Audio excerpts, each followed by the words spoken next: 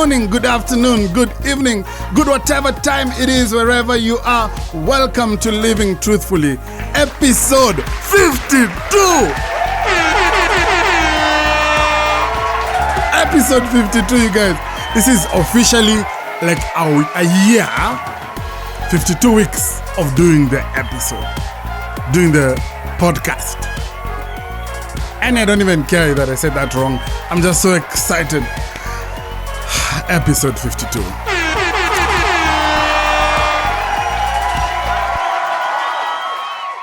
This might be my getting back to commitment. You see, I have commitment phobia, but I've done something for 52 weeks. I think I'm ready for marriage. Okay, sorry, for a relationship, for something.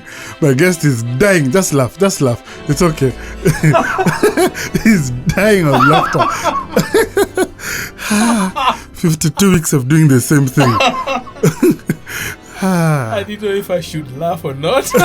Just check out. It's okay. Let's live truthfully. Okay. Welcome to episode 52 of Living Truthfully, the podcast. I'm so glad that you're here, that you're listening.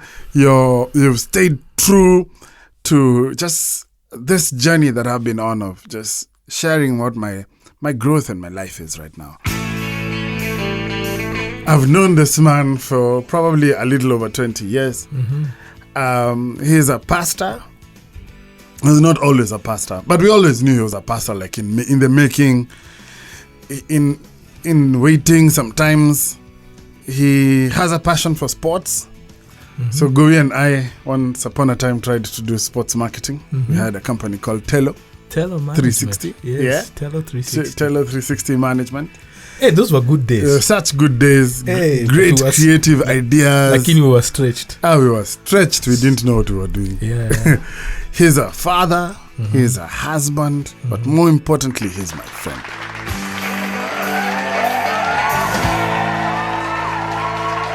And I'm so grateful to have you in studio this morning. Do you know what? What? I think now I've arrived. Why? You know the way I've seen you've had many guys. What's this on your podcast? Mm-hmm. You know, one day I was wishing. You're wishing to be on my podcast, yes, but you can't ask. Why not? No, you can't ask. You just ask. Yesterday, a guy shamelessly asked me, why am I not on your podcast? You can't ask, because you don't know what a man's agenda is, So maybe it's because I was not trying to anika you. But I'm privileged and honored. I'm a big fan, bro. Thanks. Big fan. Thank you so much. I listen to all your podcasts, man, and I'm like, hey, one day nitakuwa hapo. I can't believe what this guy is saying, but thank you, Gowi. Thank you so much. Gowi dedicated my son. Mm. And I always felt, and that for me was such a special moment because you wanted to do it. I really did. Especially from that day, I remember he came home from the hospital, and we came the following day. I remember we were there with my wife, and I said, "This is such a beautiful baby, man." I said, when you guys are ready to bring this child before God to pray for him, then just let me know, man." I've always felt, and I feel like now we've done him a disservice because we haven't built the relationship you should have with him. Yeah. But maybe it's time to start. Yes, God's timing. It's God's timing. Yes, but yes. You just made that day so special. You poured your heart into my son's dedication, and I cannot thank you enough for it. And I feel like our relationship just moved a needle at that point. Because it was really something personal. Yeah. So I promised you guys I'll bring my boys on this show. So we're discussing male friendships this month. Yeah. And Gowi is my boy. Gowi is really a guy I love and I admire and I respect. Thank you, sir. And we've shared some intimate conversations with him. We've shared intimate moments with him. And last year Gowi anikad me. Last year, Gowi, he was pastoring this church, Nairobi Chapel South in South Sea. Yeah. And the guy got me on stage to go and talk about my divorce. Yes. Why would you do that, man? You know what? And I couldn't say no to you. So as a catch-22. The two reasons, I've never really as a pastor, had the opportunity to discuss divorce, you know, from the pulpit. You know, usually when you're talking about divorce, chini chini. Yeah, yes. Yeah. So this was an opportunity that I said, we need to be doing this because for a number of people in our congregations, they are, unfortunately for them, their marriages did not end up the way they wanted to and the marriages failed. But even as you are going through the process, I was with you, so I was able to see where where you were going. There was also a point where you were MIA. I defeated. You defeated. Yeah, I was in depression though. Yes. And I remember you sharing with me at that time, but more so after you came out and you began reflecting. And I was like, man, if people can hear what it is, and especially men, okay? Especially men hear about it, it would go a long way in helping people. And again, I had the privilege of having, time to process these things with you. Yeah, so, you did. So that's why I put you on. I tell you, friends don't put friends on blast. And let me just explain. Anyway, I'm not complaining because what it did for me was move a conversation I had started online on the podcast offline. Yeah, and that was the first time I was probably speaking about it in public. Yes, in a physical space, and in a church, no less. Do you know that was the first time I got backlash? You know what? And remember, I told you, don't expect us, to be received well about this. No, and I thought I was ready. But... so someone tweeted, I don't know if you... You forwarded that tweet to me. You actually took a screenshot of it. And said, some churches really disgust me. We got a backlash for that too. Oh, you did? We did, yeah. Oh, tell me about that backlash. How dare you? Kind of things like we are celebrating divorce and pushing. Hey. So that this one is a law straight from the lakeside. Yes, so we were pushing that agenda, and you know what? I said this was something we needed to discuss. We're not going to be pleasing everybody, and if people want to check it out, can I promote our thing over here? Yeah, please. Yeah. If you go to Nairobi Chapel South, all right. And there's a sermon series on what's love got to do. It was last year, February. It was this time last year. Right, yeah. My goodness, it was probably exactly a year. Exactly. You had just started your podcast. Yeah, the podcast was maybe 2 months old. Yeah. Wow.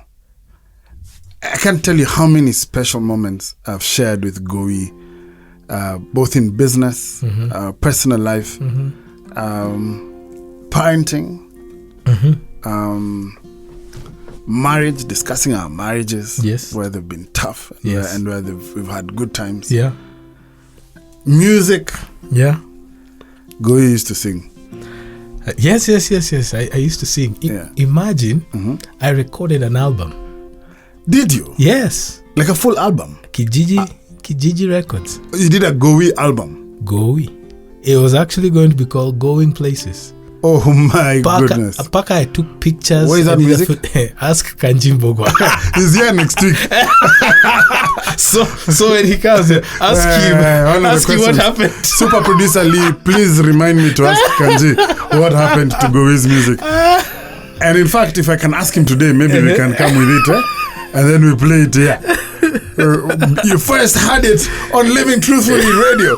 Gowi Makudish. It was never released. Why? That's why I say you ask Kanji. Kanji, let me tell you. Maybe it wasn't good enough. Let me tell you, Kanji didn't tell you some things because he's very harsh when he says it. No, but that is something that I've appreciated about friendships like that. If there was the critiques that I had, and I think that's the thing that I've also appreciated with you. There are ways you could tell that I was, BSing through my teeth, right? And you'd call me out on those things. And Kanji is also the same with that, yes. Yeah, especially when it comes to the creative arts. I'm going to put him on blast next week. Thank you for giving me ammo. I never have one up on that guy. Yeah. He's so sharp. So thank you so much for that, man. I'm grateful for the opportunity. Do you know, as you asked this, to put him on blast. As you asked me to come here, I was trying to remember the first time we met. Mm-hmm. And I remember when it was. It was in 1998. Okay. We were at a camp. Which one? It was out at a park, Pan-African Christian College. Now Pan-African Christian. And it was the week after the August 8th bomb blast. That's the week after. And I'd come to speak at that play, and you were there. I was in fourth form. It was during the... Are you serious? Yes. First of all, I was wondering why you're in a camp, and all your guys at home or somewhere studying, but you're at this camp. Let me tell you, God knew from a long time ago. If this guy was not in church, you'd have been distracted. Like God knew. My earliest memories, though, are probably the year after, 99, when I was now involved with EYL. Yes, Imagine Young Leaders. Yes. And Franyo, the late Francis Nkrumah. Yes. What a guy. Put together a camp. Yes. And I think it was the first time EYL collaborated with Youth for Christ. Yes. At that time, I was working with you were working for Youth for Christ. Yeah. And we did a thingy at Bagathi. Yes. In 1999. Yes. Now, I was singing at that time. So we had formed a singing group called Tumsifu. I remember that group. Like Inaya Fesi and Mike Nyauke and a few other cats. And that for me, because I think we spent maybe 3-4 days out in that space together. For me, I feel like that's that's exactly 20 plus years ago when like our friendship started but to dude, bond. It wasn't just 4 days. There were days prepping before that, exactly, and you are always around, man. Yeah. I had nothing to do. I just cleared high school, man. This was my life. So that's when we made our friendship. I remember that. That's when we made our friendship, because for me it was a lifeline. Yeah. I was doing what I loved to do, which was music. Yeah. I was in a space that I loved, which was leadership and just growth, personal growth. I was meeting all these fresh guys like in Gowi were like they were so hip. Connie, what happened? We're still hip, man. Yeah, it's true. He's still very hip. If you're into 40-year-olds, 40-something-year-olds, hip guys. Yeah, we should have that. 40. Yeah, by the way, we should. Guys, being hip in the 40s. Your beard is flourishing. Yeah, salt and pepper now, man. Yes, I've been told this is salt and pepper. Yes. I just have pepper. Just a dash of pepper. Random dashes of pepper. Poor you guys who can't grow full beards. But that was such a big year because that year, Youth for Christ also did something at Mbagathi. Yes. That was part G21. of G21. Yes. And it was a big deal. And then we did that was the year we were jumping to the millennium. The millennium, yeah. And so at this big concert at University of Nairobi. Do you remember? There was a 31st night. That season. Actually, the concert was in 1999. 99.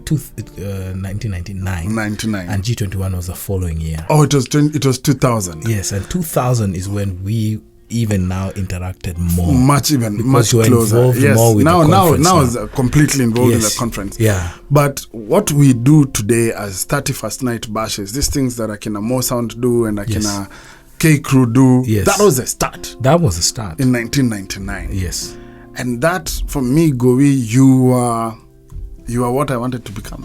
Wow. Now you're opening your heart right now. It's true. I haven't had that before. You are exactly what I wanted to become, man. You were cool.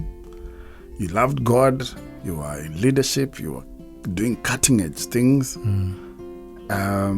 which you've always done. And that's a thing that you've always have, just cutting edge things. And I'm so grateful that period just started an incredible friendship for us. Yeah. It's been a journey, man. It's been a journey. Yeah. Gowi, you've recently, become a parent. Yes. How are you doing as a parent? Man. Dude, man, I've been stretched. I'll be honest with you. It stretched every fiber in me. Everything that you imagine that would be of parenting couldn't have prepared me for this. It's tested my patience. It's tested my resolve. It's tested our marriage. It's tested every single fiber that exists in me. But it has also been a great joy. Oh my gosh, man! I say this with a lot of respect to those who do not have children, who have lost children, who are part of this, who are listening to this podcast. I think it's an honor to be a parent. But here's the thing: to share the same title with God, Godfather, and that is just an honor in itself. Wow, I've never seen it that way, man. And so I treat that title, Father, with such respect and such, fear and trembling, because in fact, the point that I tell my toys, don't call me Father.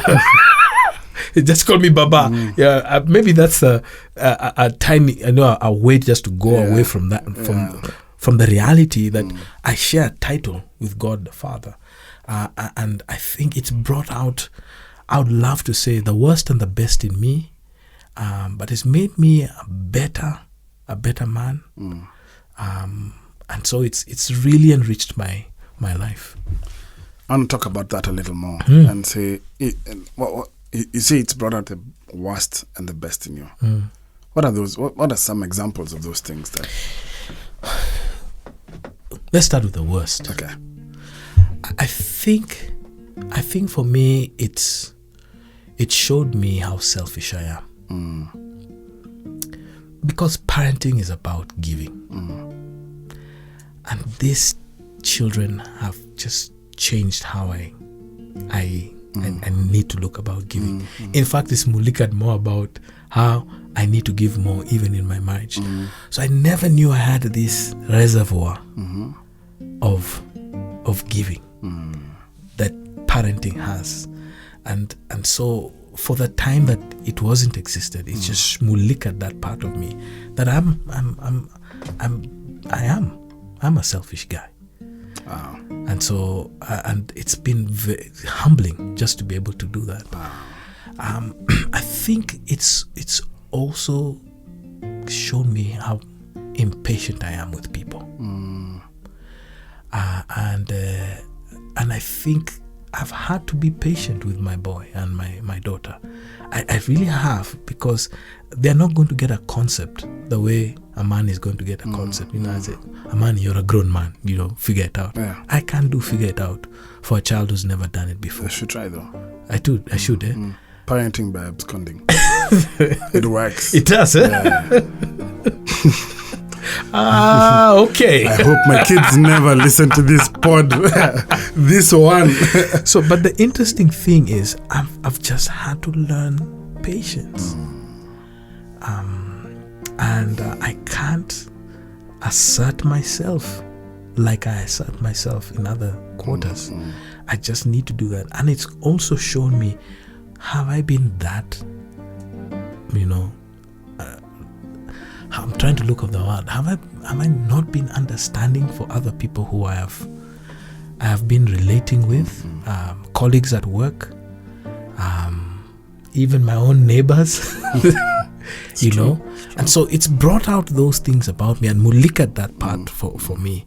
And even in my marriage, I'm saying, if this is the way I'm seeing that, how has it been with the adults in itself? And so that has forced me to be much more aware about my own idiosyncrasies and my own shortcomings. And so that's what parenting has helped me in itself. Yeah. The good side?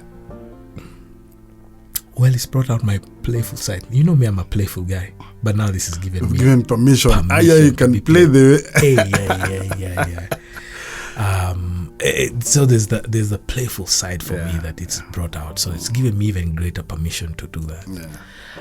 It's also given me a greater sense of purpose to accomplish what I see God has, put in my life.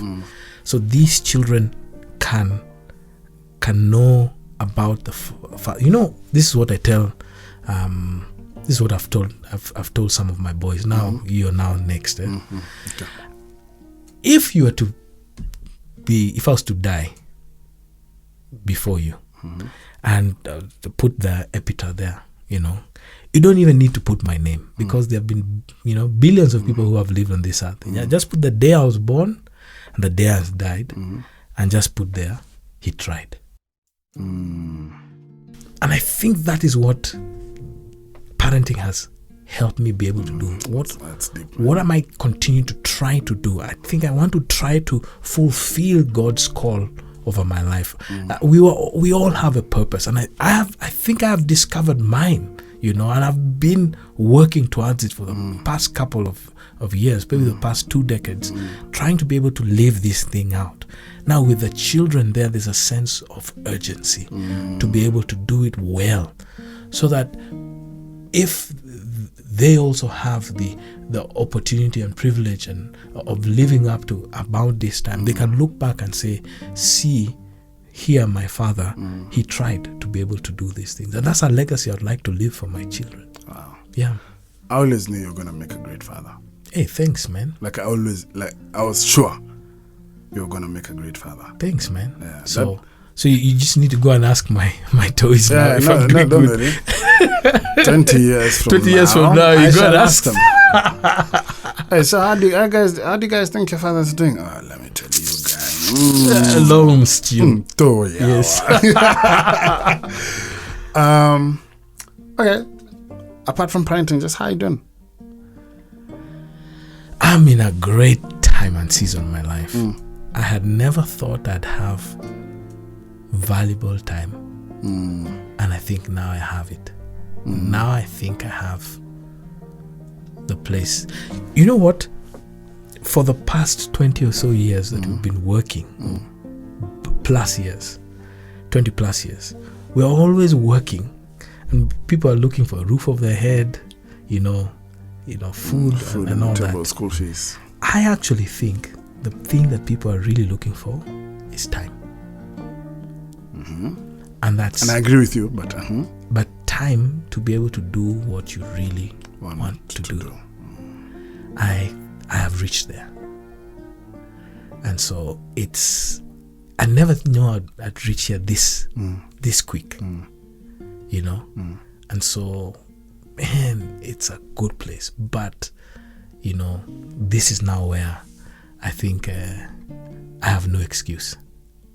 And so it's a good space to be in, man. So, and I'm enjoying it. I just handed over to a young man at our church at Nairobi Chapel South, and I've had the privilege of mentoring and working with this guy, and then handed it over to him. This guy, I bet you, will do a much better job than I did. I mean, he's such a gifted pastor, and now be able to see how the guy will thrive there. I'll be glad just to just watch what is going to be happening at Nairobi Chapel South. Yes, wow. Yes. And so now where I think I'm headed this next season of my life. So when you ask me how I am, I don't want to use this cliche word. It's a new season, but indeed it is. It is. Yeah. It is. Yeah. Wow.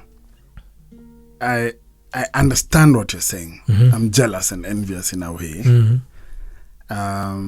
But you guys need to know, this is why I sound wise. Because I have friends older than me, and I'm able to see life through their lenses. And guys give me such perspective, because I think I feel equally privileged now that I'm doing the things I enjoy. And I'm spending most of my time doing the things that I enjoy. Right. I don't think I've attained, automation of food, shelter, and clothing. So I need to still do some things I don't like to pay for my way through life.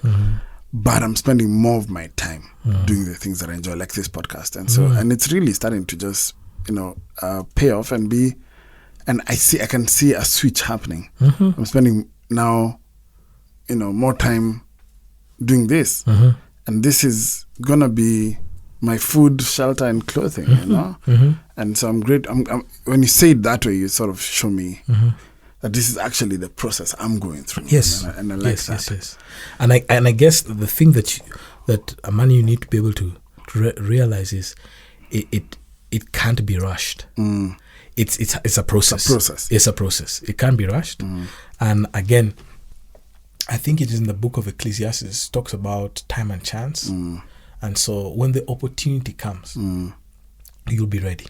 And so when your opportunity and preparation meet, okay, then that's the breakthrough in itself. Breakthroughs don't happen, okay? Breakthroughs are actually worked on.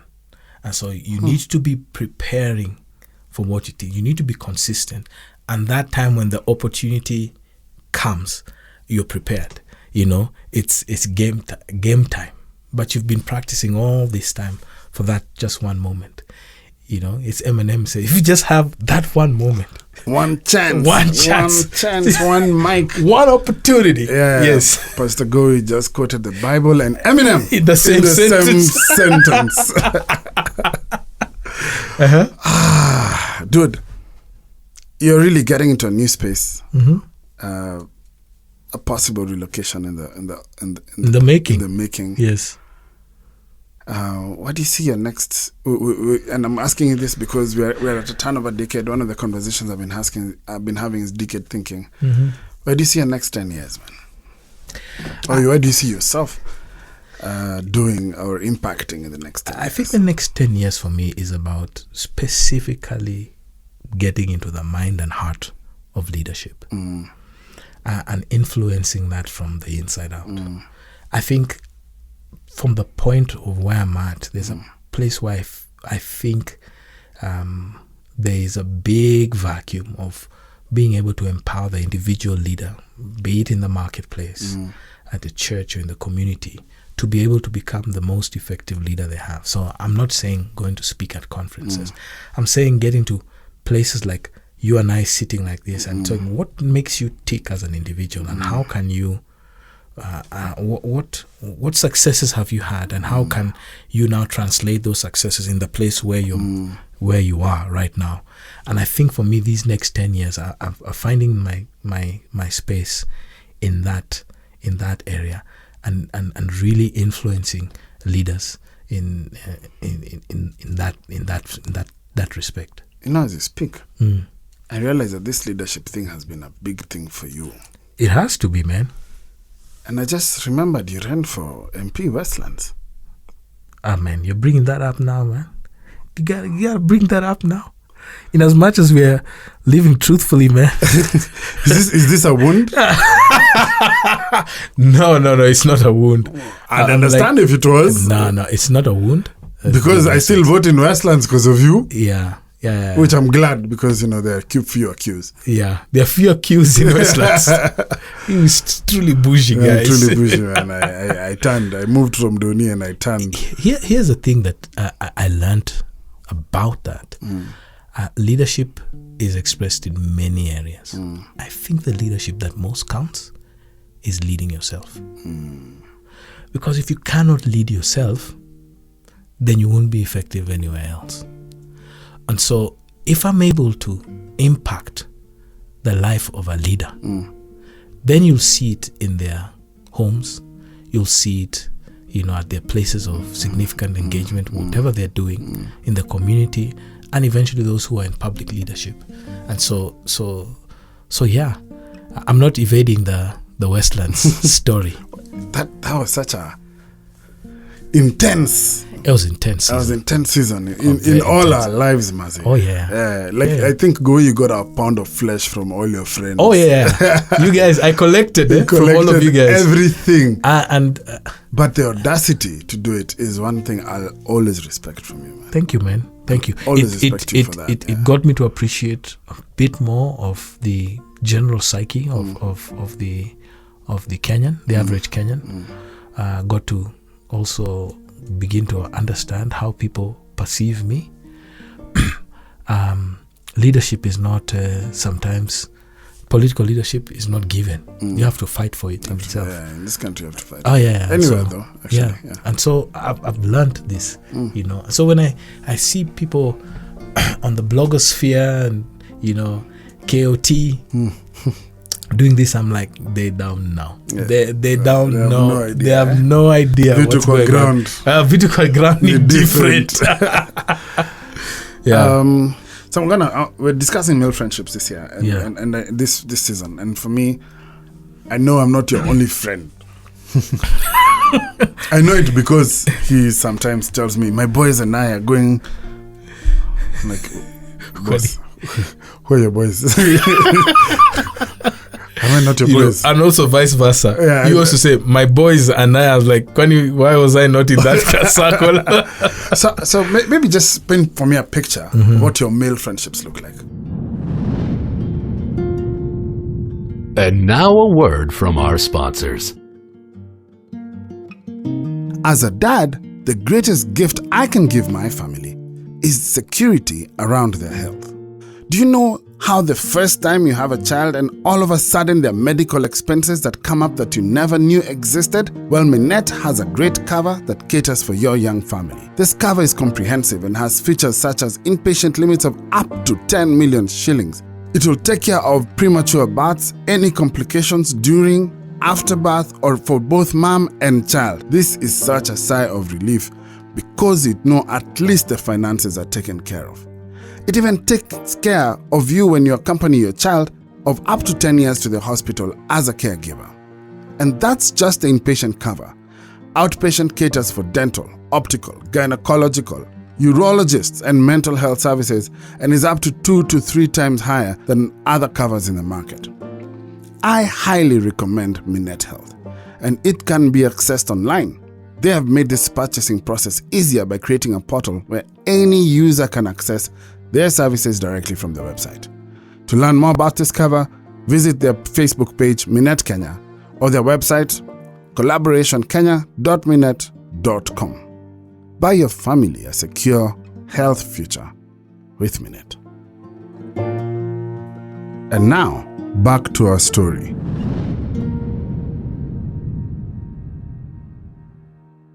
We're discussing male friendships this year and this season. And for me, I know I'm not your only friend. I know it because he sometimes tells me, my boys and I are going. I'm like, boys, who are your boys? Am I not your boys? And also vice versa. Yeah, you also say, my boys and I was like, why was I not in that circle? So maybe just paint for me a picture of what your male friendships look like. Well, let me give you a genesis of what one of my most unique male friendships has been. It's been with my brother, my older brother. Now, if you guys don't know who his brother is, Gowi Odera, if you didn't get it from the last name, is a younger brother to the legendary musician and pastor, Pete Odera. Reverend. The Reverend Dr. Pete Odera. Yes. Okay, Pete, if you come on this podcast, which I think you should, because I'm excited about the comeback that is happening now musically. Yeah. You guys are going retro, right? Yeah. If I don't remember to call you Reverend Dr. Pete Odera, forgive me. But so it's hard. Then I'll tell him also. I'll pass. Because I just like, hey, so Pete was here. I mean, it's like he's my peer, but he's not.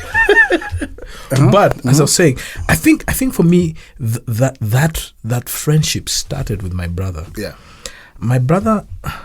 Just to give you a background about where we were as a family, my parents were what you call the intellectual professionals those days in the 60s and the 70s, and by virtue of where we were in our political leanings, my dad was within the opposition.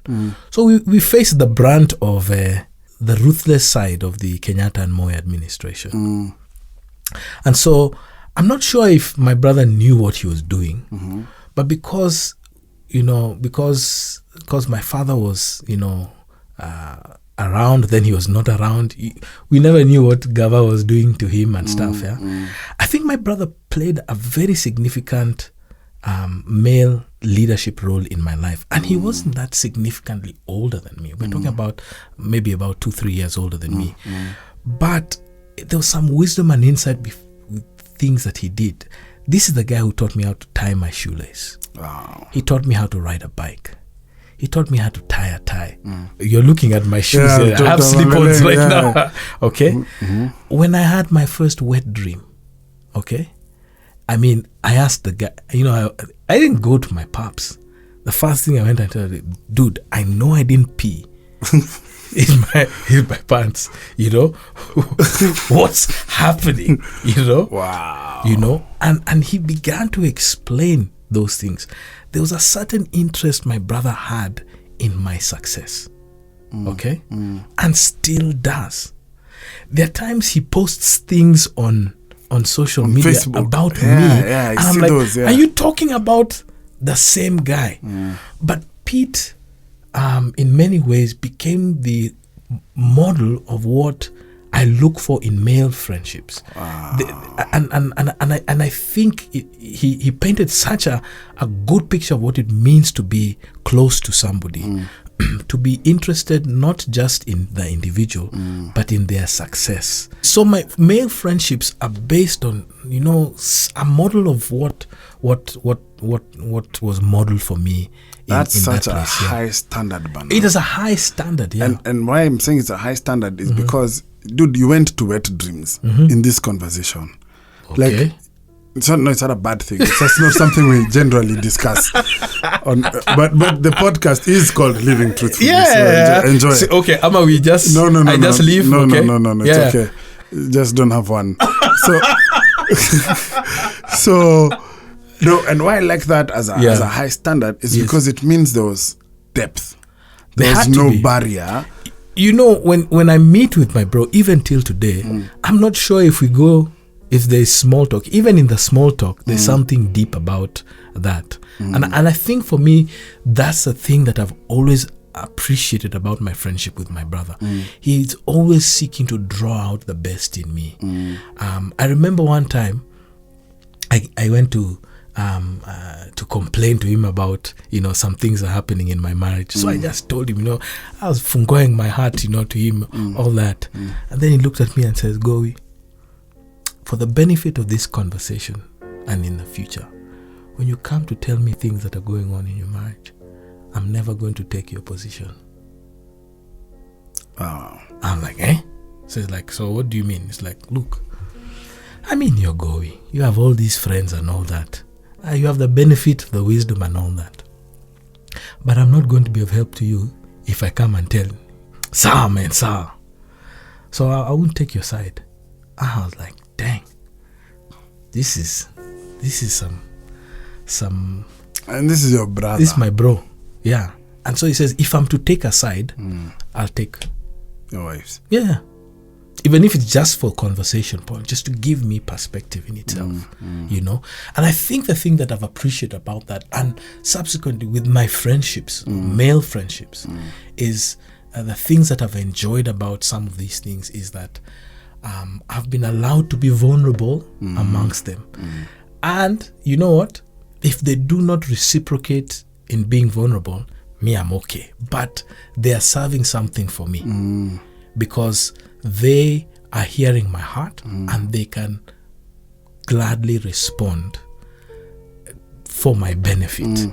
And so I think if you ask me how do I characterize my male friendships, it's people who are interested in me and are interested in my success, okay, in whatever I be able to do. And I guess that's what's even defined our friendship in itself. Even despite our age gap, I mean, we're talking about probably a 10-year gap, there's a thing that I've always appreciated about yours is that I know somewhere else that you are interested in my success. And it's true. Yes. And I think that is what I've appreciated about our friendship. Wow. So I have a question for you. Last week I had a friend of mine. Yeah. He was my friend from high school. We've not been in our lives every day, but in each other's lives, probably not even as tight as we have been with you. And he was struggling to understand the concept of vulnerability, for the sake of vulnerability. And you have said that you've always had these male friendships where they've allowed you to be vulnerable. So I want to ask you, how has vulnerability been useful for you? All right. It's been useful for me for a couple of things. One, by the virtue of the position and office that I hold, rarely do you perceive me to be in need. Okay? So the way I've always been vulnerable to you, Amani, you don't look at me through my title. Okay? In fact, it's because I know you too well. Amani, there are days you have talked to me, I don't know if you've been aware of this, around people who know me as with my office. And they look at you like you're a very disrespectful guy. just the way you're talking about, I'm so sorry. I'm sorry, bro. With people. and I don't blame them, but I would say in many ways, you knew me before I had the titles. You knew me before, the advancements I had made, And so I think there's some genuine things around that. And I think vulnerability allows me to be real. There is the pressure to live up to the label or the titles that we hold or the achievements, but those are not what necessarily defines me. I think the second thing that it has allowed me to be is be authentic, or authentic from where I'm from. I think there's a richness in authenticity. I remember after my pops died, about 5 years ago, and I remember how my male friends, I remember the day I got the call from my mom, says, come to the hospital. And she said, come quick. So I just sent a text to the WhatsApp group of a group of boys. That WhatsApp group I'm not in. You're not in. Okay. I told him, mom's called me. I'm scared. By the time I reached the hospital, 5 of those guys were at the hospital. Wow. In fact, they had reached before me. Wow. So there's a place of being authentic about how you are, where you give permission for the other male friends, to be like, hey, as Jamas, we are like, we don't want to show up. But I think for me, if I've been vulnerable, it also opens people to also be vulnerable. So they reciprocate in that. You give people permission. You give people permission, right? I was trying to look for the right words there. You give people permission. You're doing that, So first, I never meant to disrespect your office. No. Playing with you. It's all good, man. But I saw this once. I did a presidential event for Kibaki. Well, not for Kibaki, for Kenya Airports Authority, but Kibaki was a guest there of you honor. Go, President Kibaki. Sorry, President Kibaki. Former President Kibaki was a guest of honor. Yeah. And the CEO of Kenya Airports Authority at the time was Mr. Mohoho. Yes. And him and President Kibaki were friends. And that thing you were saying about how we talk, even when, like, I never remember you're a pastor or you have these titles when we are with other people. I saw that thing when the president of the country stepped on a red carpet, and the first person to greet him was Mohoho.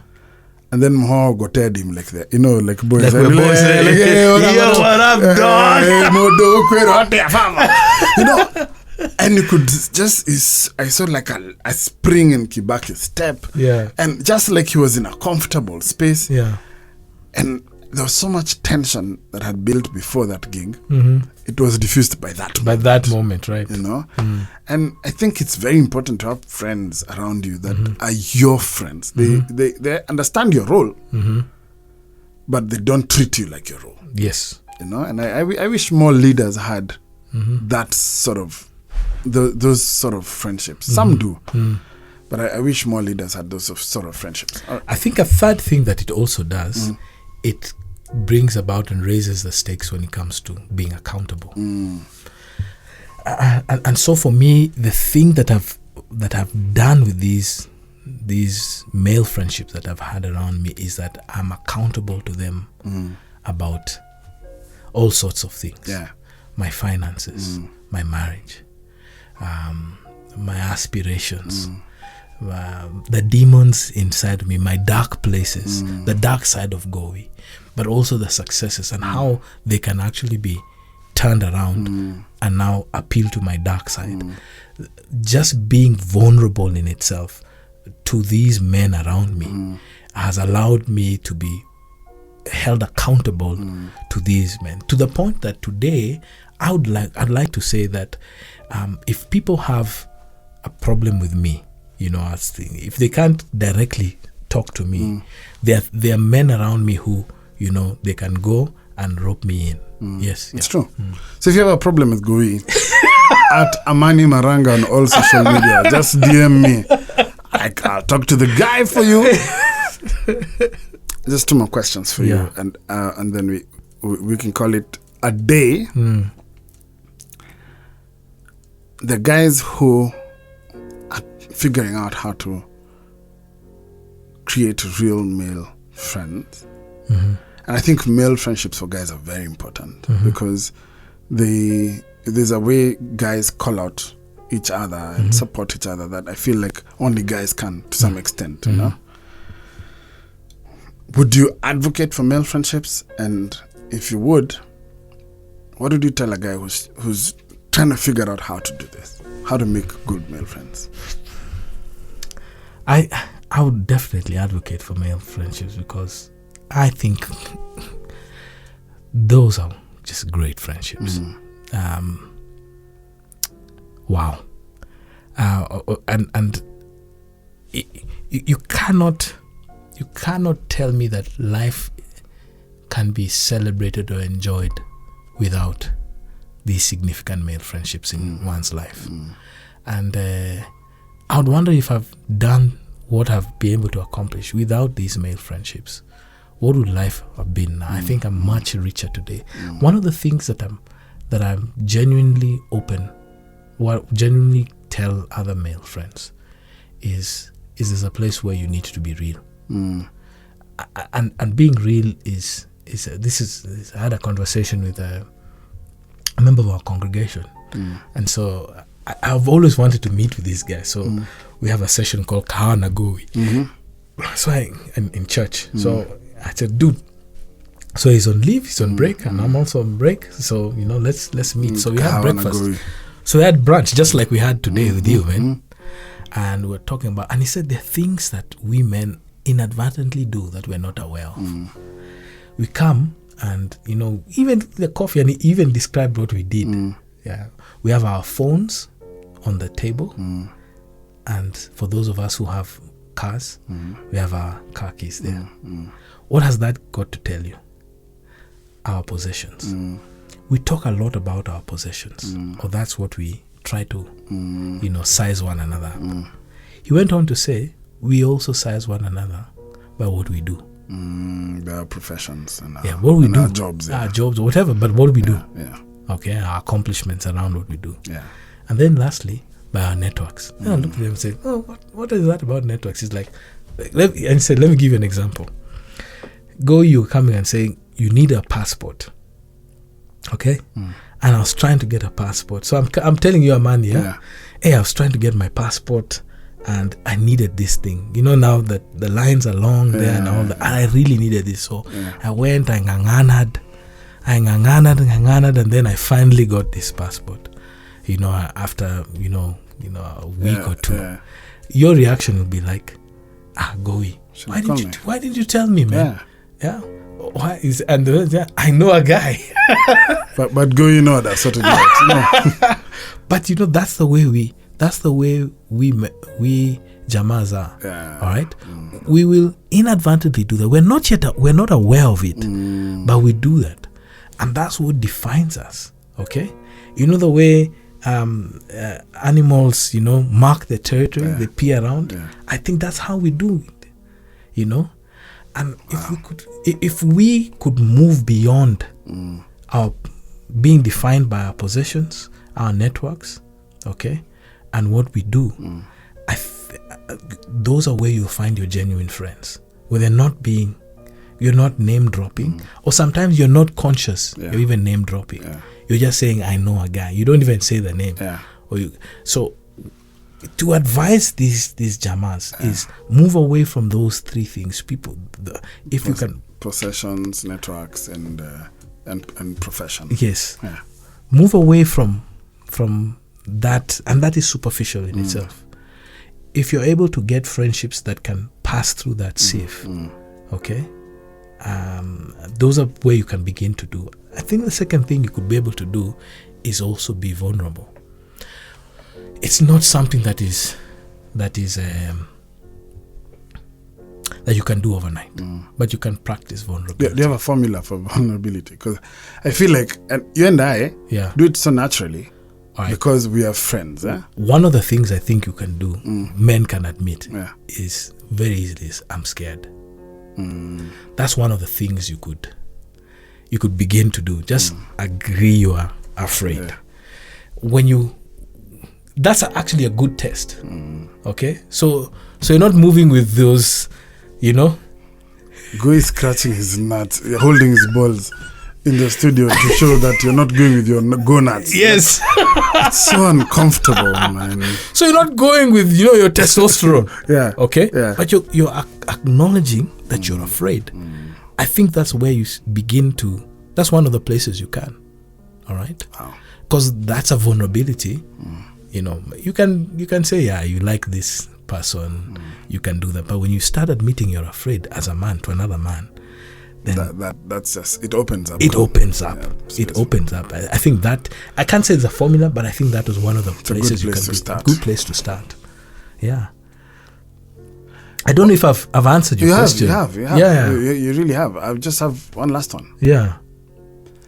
Every time or often when you meet, you say something to me that's life-changing. Oh, no. I hope you're not telling me to tell you something now. You're putting pressure on me. Or you find something. You've always had this eye, and let me call it that, an eye, and sometimes an eye and an ear. Or just places you think I'm going into, or spaces you think you have spoken into for me. Where do you see this podcast going? Amani, when you first told me about this, I actually knew about it because another Jama had told me about this, a mutual acquaintance that we have. So I listened to it, and I was like, it actually gave me a thing like, this is the guy I'm going to ask to come and speak about marriage and divorce. And that was, I think, the beginning of January. And I called you in the new year. I remember that's what it was. I said, dude, I need you to do this. But here's the thing, Amani.